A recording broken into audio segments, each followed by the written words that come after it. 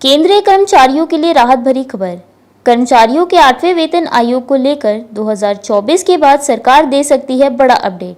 Salary में हो सकता है 44.44 का इजाफा। अच्छी खबर यह है कि जहां एक तरफ ये चर्चा में था कि 8वां वेतन आयोग नहीं आएगा, वहीं इस बात ने जोर पकड़ लिया है कि 8वें वेतन आयोग के वक्त ही कर्मचारियों की सैलरी में इजाफा होने की संभावना है। ये इजाफा 6वें वेतन आयोग के हुए इजाफे से भी बड़ा हो सकता है। साल 2024 में इसकी सीमा शुरू होने की संभावना है, पर उम्मीद यह है कि साल 2024 के आम चुनाव के बाद जब नई सरकार का गठन होगा तो ही इस मुद्दे पर फैसला लिया जाएगा। अगर 8वें वेतन आयोग का गठन होता है तो सैलरी में जबरदस्त उछाल भी देखा जा सकता है।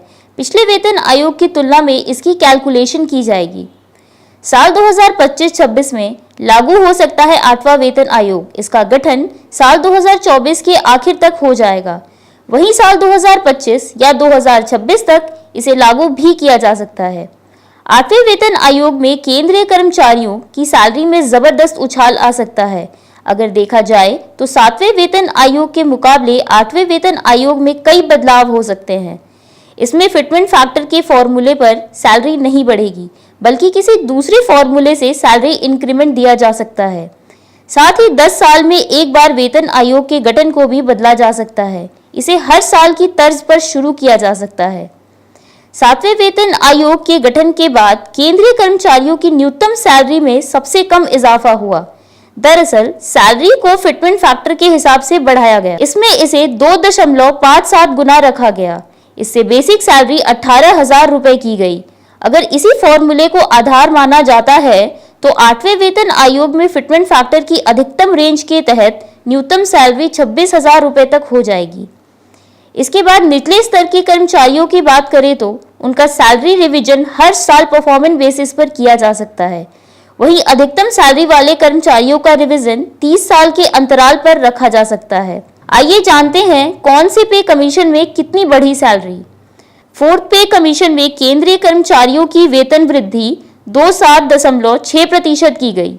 इसमें उनका न्यूनतम वेतन 750 रुपए तक तय किया गया था। वहीं अगर 5वें-6ठे पे कमीशन की बात करें तो 5th पे कमीशन में कर्मचारियों को बड़ा तोहफा मिला था। उनकी सैलरी में 31% का बड़ा इजाफा भी किया गया था।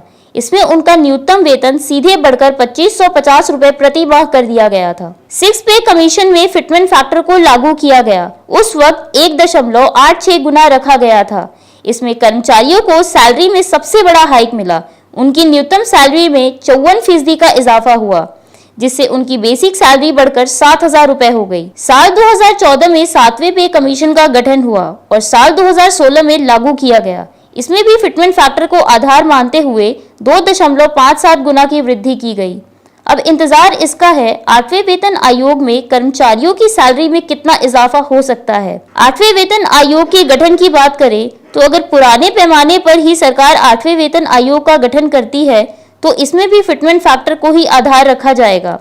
इस आधार पर कर्मचारियों का फिटमेंट 3.68 गुना किया जा सकता है। इस आधार पर कर्मचारियों का न्यूनतम वेतन इस आधार पर कर्मचारियों का फिटमेंट 3.68 गुना किया जा सकता है। इस आधार पर कर्मचारियों के न्यूनतम वेतन में 44.44 की वृद्धि हो सकती है। इससे कर्मचारियों का न्यूनतम वेतन 26,000 रुपए हो सकता है।